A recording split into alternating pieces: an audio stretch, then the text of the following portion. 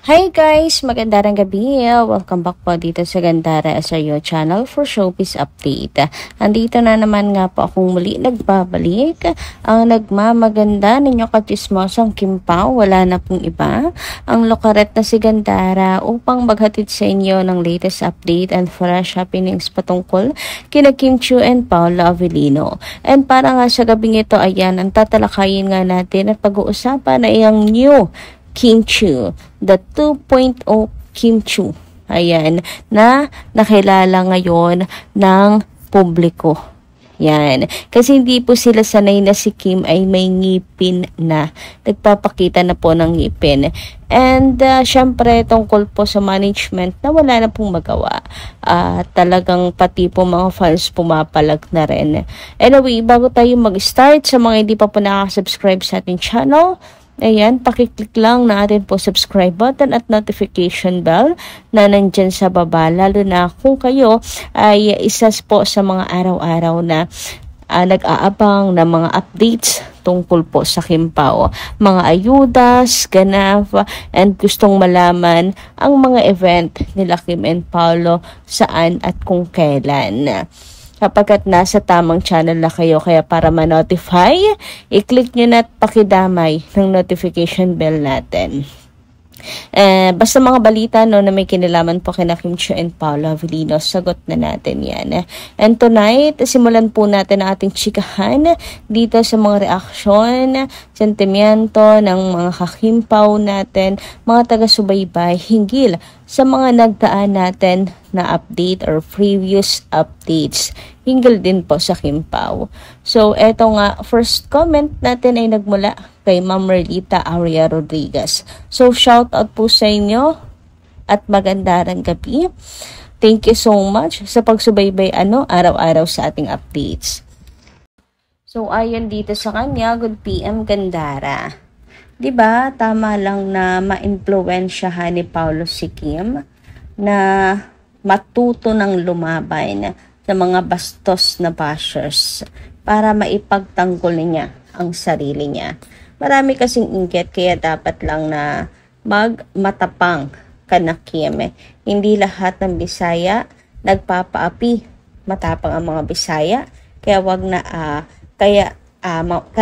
kaya nating lumaban Kim. Si Paolo may dugong Kastila yan at Bisaya. Kaya hindi din yan pwedeng api-apihin. Nasa loob ang kulo. Iba magalit ang tahimik. Kaya ikaw, bashers ka, hinay-hinay ka din sa mga binibitawan mong salita. Salamat Gandara. So, ayan. Totoo yung sinabi niya na iba magalit yung mga tahimik na tao. Actually, doon pa lang naman po sa mga palabas ng Kim Pao or ni Paolo Avellino, paggalit siya, matatakot ka rin naman talaga. Iba may iba talaga pag sila yung pumitik na, mga tahimik na tao, matatakot ka talaga. Iba kasi sila magalit. Anyway, about naman sa pag-i-impluwensya kay Kim, hindi naman siguro na-impluwensyahan ni Paolo. It's just that tama lang na umimik na si Kimi. Hindi naman yung pag-imik ni Kimi pagpatol sa bashers I don't think gagawin naman yun ni Kim Chiu. Yung makikipagtalo, talastasan sa mga bashers kasi alam naman niya na wala naman siyang mapapala sa mga basher na yon. Yung ginawa naman kasi ni Kim para hindi po mag-assume, para maputol at walang umasa. Kasi kapag ka may umasa, tapos hindi naman pala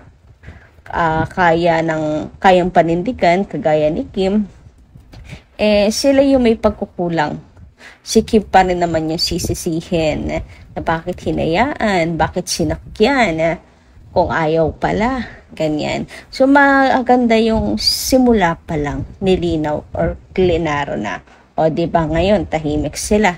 Hindi na makapag-assume, hindi na makapag-relapse, hindi na umaasa na magkakabalikan pa. Kasi pinutol agad ni Kim. Yun naman yung reason, hindi naman dahil gusto niyang pumatol sa mga bashers. Actually, hindi naman bashers yung pinatulan ni Kim, di ba?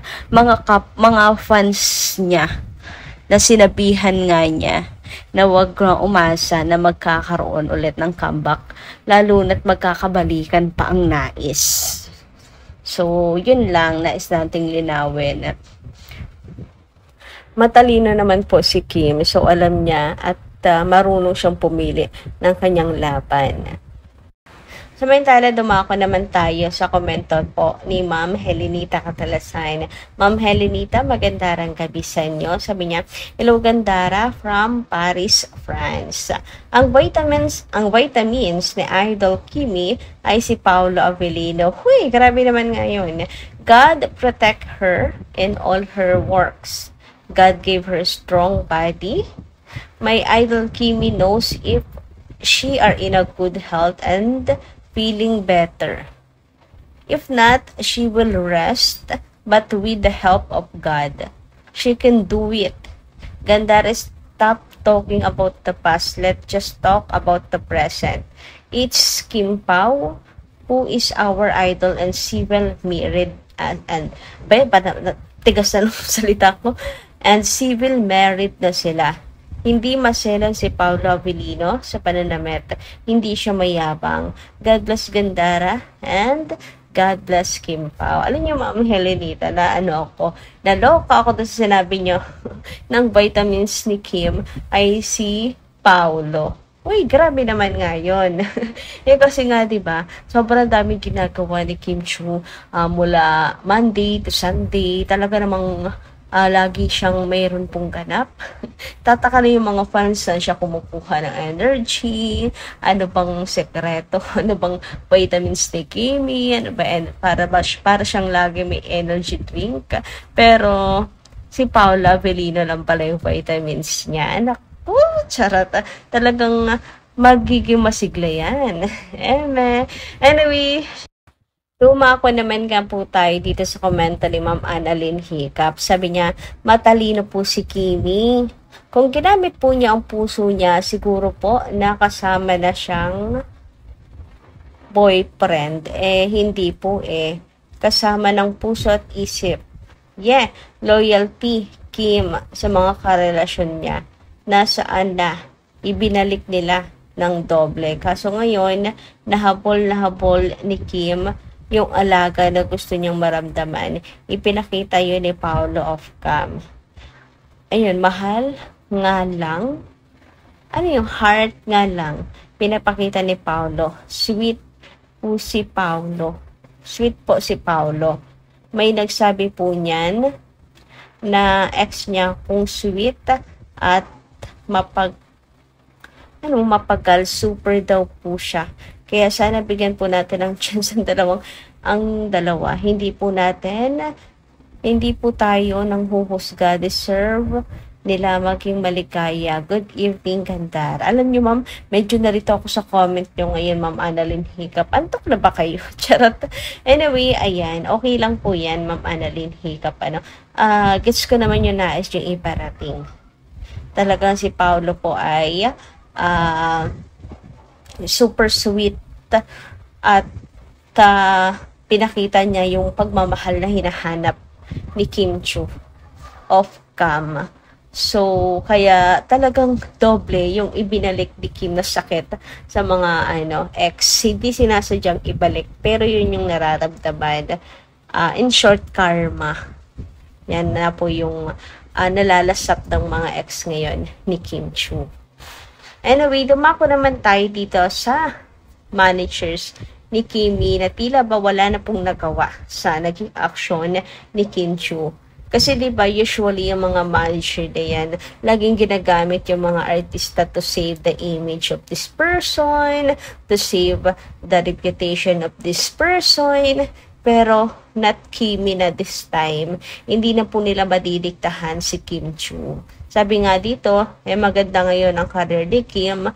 Mukhang hindi na siya mapipilit ng manager or even fans to save Gerald's image or career. Ayan. Hindi na talaga, 'di ba?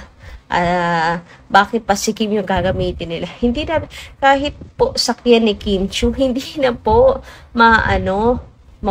hindi na po si-save yung image nito si Gerald. Babaero talaga yung image niyan. Pag sinabing Gerald ang pumapasok agad sa isip ng tao, babaero.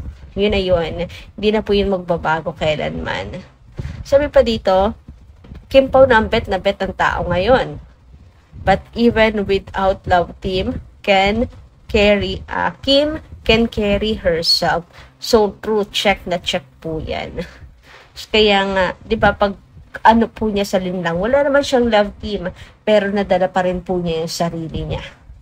Eto pa, true, sa status at age niya ngayon, wala nang paligoy-ligoy pa ang tapang ng Kim Chu. Yes, bagong Kim Chu na po ngayon.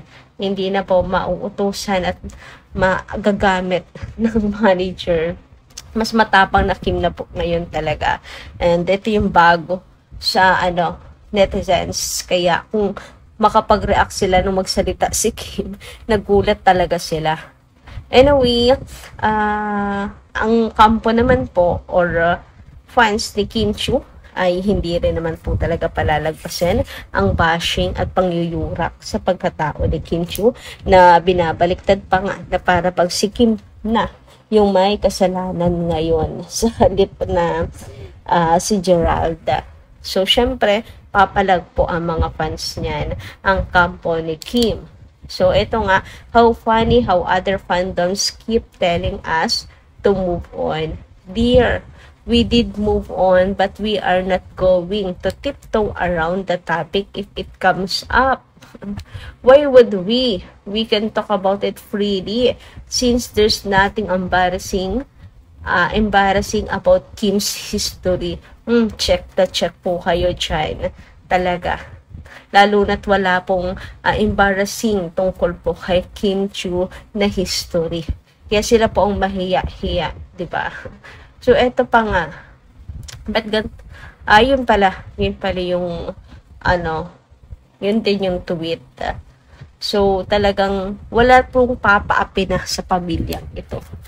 Diba, tumatapang na si Kim at matapang din po ang kanyang backup ng mga fans. So, yun lang po muna nating update. Thank you so much po sa inyong pakikinig. Kita-kits po muli sa susunod natin mga chikas. Marami po salamat.